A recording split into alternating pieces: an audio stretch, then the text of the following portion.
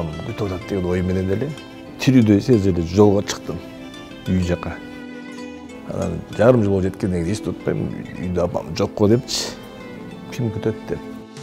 Ардактап өмүр берген бейишим апам, аламдай ичигенен деңизим апам.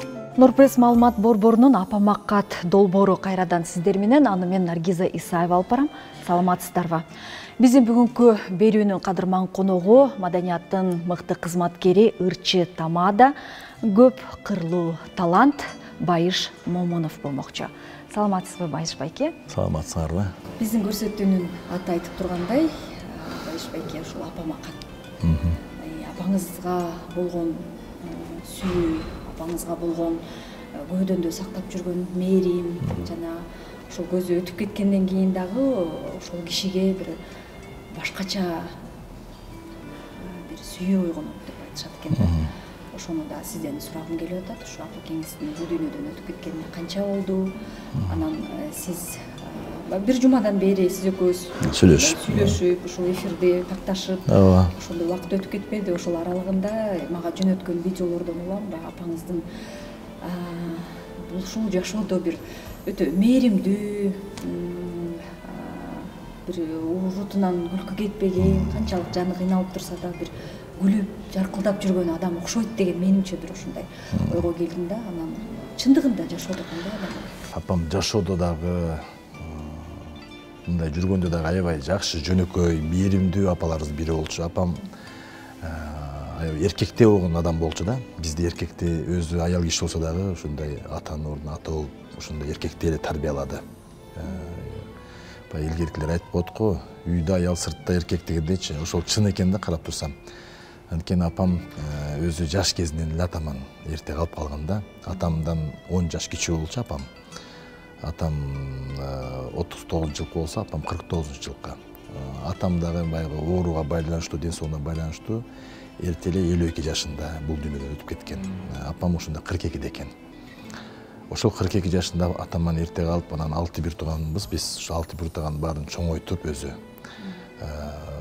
окутуп, чокутуп дегендей. Көп мени баягы көп түйшүк тарткан экен деп ойлоп калам да азыркы учурдачы. Эми биз жаш болчубуз, кичинекей балдар болчубуз. Эненин орду чындыгында эле аябай эле мындай баа жеткис экен, ачык эле айткандачы. Мисалы ата, эне деп бөлөбүз го, бирок мен көбүнчө эне дейм да. Эненин орду, эненин бала болгон мээрими таптакыр башка экен да. Ата эми көбүнчө баягы сыртта жумуштар менен жүргөн менен, эне көбүнчө үйдө дагы, сыртта дагы ар бир баланын кыялы, ар бир баланын орду дегендей. 6 бир тууган болсок дагы 6 тең 6 башкача көрчү эле да. Бирөөсү ооруп калса ага жан күйүп, мына мынтыш керек, дарылаш керек. Анан бирөөсү кичине 6 бир тууган, бирөөсү кичине мындай кыйналып атса жашоодон, ошого көбүрөөк болушуп, ошого көбүрөөк жан тартып, буга жардам берип койсоңор болот, кичине берсеңер болот, карасаңар болот деп ушундай эне экен деп ойлоп калдым да. Кимде талант бар? Апамда. Апам өзү бригадир, колхоздо иштеген да көп жыл бою, мугалим да болуп иштеген, балдар бакчасында заведующий болуп иштеген. Анан ыркеселер болуп калганда эле апам уюштурчу болчу экен да. Апам өзү ырдап, уюштуруп, программаны түзүп, мындай активист болгон экен да. Өзү да жакшы ырдачу апам, үйүндө да сонун болчу. Анан бизге, Жаныш экөөбүзгө апабыз жактан өткөн болуш керек деп ойлойм. Атам андай деле көп ырдай бербейт эле, мындай серьезный, скромный киши болчу да. Бирилери бар эле атамдын, кантың бар деген. Ошол ырдай берчү. Апам ырчы, мындай көп тармактуу эле аял болгон да. Абдыраевка келип аяктан дагы экзамен тапшыртат. Ал жерден дагы өтүп кетем экзаменден. Анан апам калтыргысы келбей ыйлайт экен. Үй балам жалгыз кичинекей бала, кантип мен мунсуз жашайм? Кайрылап кетип калсамбы деп ар кандай ой болуп. 3-чү класска көчүп атам да. Кичинекей балам да. 10 жашта экенмин. 3-чү класс домпок баламдай пончик бала болгон экенмин да. Сүйкүмдүү апамдын эң жаш баласы болгон экенмин, сүйкүмдүү. Эми бу баламда көп жетчилик курсак ачып калып кандай болот депчи. Анан эне да бар бир, анан кийин калтырып атып, анан ою келип кетиптир да, директорго кириптир. Мен Байыш жалгыз калтыра албайм. Мына иниси болот, Жаныш бир тууган. Ушуну текшерип көргүлөчү. Эгерде өтсө калтырам, өтпөсө алып кетем дептир кайра айылга. Макул анда мейли көрөчү десе Жаныш шустрый, аябай тентек ошондой эле өжөр болчу да. Кийгизем, 20 адам отурса чыга калып эле кана кайсырды билесиң десе, бир орусча ырдаптыр. Ырдап атып эле тегерени үйүптүр да мындыча. Анан ал аябай комиссияга жагыптыр. Тегерени билебеген экен. Ай, мына байышка караганда мынуңар ушуну ушул окуш керек. Каникул учурлар болуп калат, кыйынчылык көп болгон. Апам өзү жагыз иштейт, колхоздо иштейт, совхоздо иштейт, айлыктары аз алуучу деп билесиз да. Анан кийин каникул учурунда бизди келип алып кетиш керек да. Келе албай калган учурлар да болуп, Жаныш экөөбүз жалгыз ушу Абдыраевда калып калган учурлар да болгондо, мисалы 10 күндүк каникул болсо, элдин баары бала чагасын алып кетет да эми үйлөрүнө. Ар бир республикадан келет. Анан Жанышпай экөөбүз эле калып калабыз. Анткени шарт жок, апам келе албай калды. Акча жок, келип алып кетейин десе экөөбүз тең барып келгенге да акча кетет да. Албетте мен энеге ушундай Жаныш экөөбүздүн мээримибиз аябай эле мындай сагынуу көп болчу эле. Анткени каникулда бар үйгө барганда Жаныш экөөбүз кадимкидей апабызды талашып, кучактап, ортого алып жатчу элек. Апабызды кызган бирибиздечи Жанышты карап жатса, мен апам Жанышты карап мени карап жатыңыз депчи экөөбүз алмак салмак эми эгизде эле чоңойдук да. Жаныш баары кичинекей болгон үчүн Жанышты көбүрөөк жакшы көрчү эле. Сиз айтып атпайсызбы, мени карап жат деп. Энем экөөбүз талашчубуз дегенчи. Ошол көз ирмемдер кандай? Ошол көз ирмем деңсип. Ооба, албетте. Ошол апам өткөндөн кийин бир тойго бардым мен. Ошто той чыгып калды, биз эми тамадабыз го. Анан той бүттү дагы.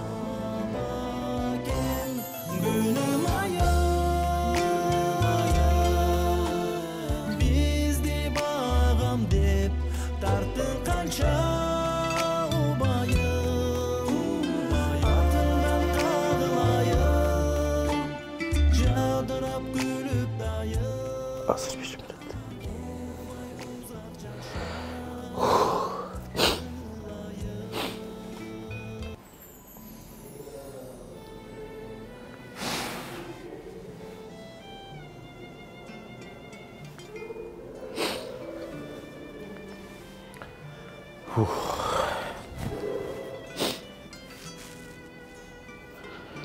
Эми баягы эненин орду баары башка экен да. Тойдон кийин көнүп калган эме да адат. Апам күтүп атат деген ой менен эле тирүүдөй сезип эле жолго чыктым үй жака. Анан жарым жолго жеткенден кийин эстеп атпайм, үйдө апам жокко депчи. Ким күтөт деп. Дарбаза жабык, үйдө эч ким жок. Кайра ойлонуп кеттим дагы, анан Ошко кайра келдим дагы гостиницага. Келип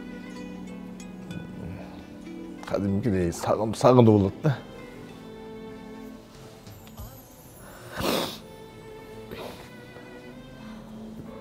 Үйгө барган жокмун, жарым жолдон эле кайра бурулдум. Жарым жолдон бурулуп гостиницага келип, аябай мындай булугуп калган экен да, эми. Гостиницада ишти жеп алып да аябай мындай булуккан чыгарып алдым да. Азыр ушул энем болгондо мен күтмөк экен. Отурмакмын сүйлөшүп деп. Баягы өткөндөн кийин көп нерсени эстейт экенсиң да.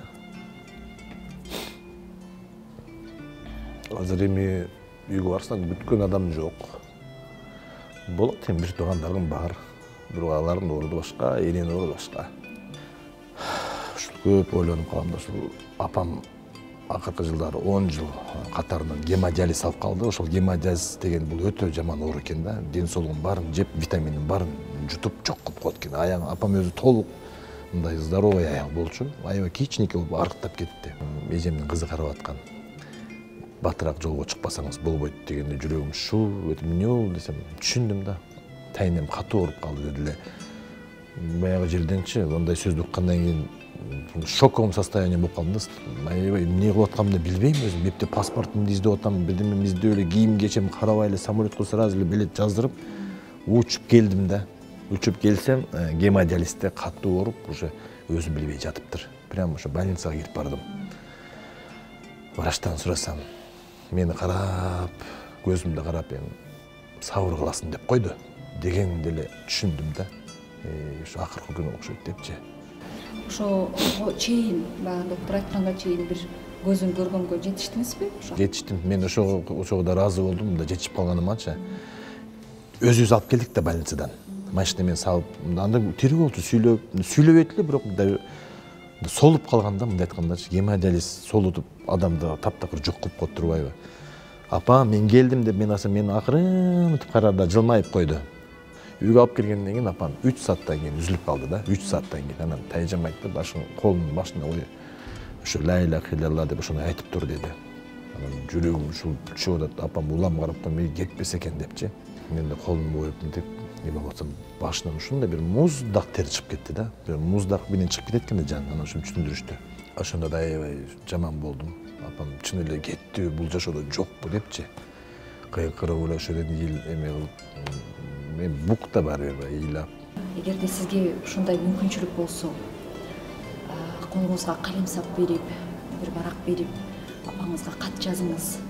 Ошол кат болсо, апаңызга мына ушул мүнөттөрдө тие турган болсо, каттын мазмуну кандай болуп эле, эмне деп жазат элеңиз ошол катка? Ошону мен ушундай эле кат жазмакмын. Апа, аман эсен тынч болуңуз, оорубаңыз. Биякта жалган жашоодо өтө кыйналып, 10 жыл гемодиализ алып өттүңүз. Ал жакка барганда эми ушунун баары жокко чыгып, жап-жаш сулуу ойдон өзүңүзгө жакшы карап жүрүңүз деген эле сөздү жазмакмын катка. Биз жакшыбыз деп. Эми эртеби кечпеби Алланын буйругу дейм баары. Албетте бизге узак өмүр берсин. Эми ата-энең менен барганда деле өткөн адам менен жолугушасың да. Ошол бейиштен төрүндө ошо бейиште жолугушалы деп айтмакмын. Жолугушсак дагы. Рахмат, Байышбай, ошол убактыңызды бөлүп, эмне десек эми ошо ата-энебизди ошо көзү өтүп кеткенден кийин эскерүү дагы бул баланын эң мойнундагы чоң парзы, милдети. Куран менен катар эле ал адамдарды жакшы сапатын эскерип туруу дагы бизге балдарга коюлган милдет экен да. Ошону берин аткарып, ошо биздин келип эфирибизге маек куруп бердиңиз. Сизге ыраазычылык. Мындан аркы дагы ишиңизге ийгилик каалайбыз, ден соолук каалайбыз. Аман болуңуз. Рахмат силерге дагы, дайыма ушундай иштериңер ийгиликтүү боло берсин. Ушундай энени даңктап, энени сыйлап барктап, ушул апага кат деген долбоорго чакырганга мен эч жакты карабай туруп келдим. Анткени долбооруңарды мен көрдүм. Чыныгы өтө маанилүү долбоорлордун бири экен. Ар бир инсан өзүнүн ата-энеси үчүн бар жокко даяр болуш керек деп ойлойм. Сиздерге дагы дайыма ушундай ийгиликтүү болсун. Ушул ата-энени эстетип, ата-энени бар экендей кылып жомоктогудай мындай жакшы бир аруу тилек тартуулап, биздин кичине болсо да буубузду чыгарып, сагынуубузду чыгарып койгоңуздарга рахмат силерге дагы. Аман болуңуздар. Сагынуу демекчи, биздин ошол көзү өтүп кетсе дагы ошо энеге болгон, баланын көкүрөгүндө жашаган, көйдөнүндө багып өстүрүп келе жаткан энеге болгон сүйүү, атага болгон ардакты унутпас үчүн ушул апама кат деген долбоор ар жума сайын көрсөтүүбүз берилип турат. Кайрадан биздин эфирден амандашканча саламат болуңуздар.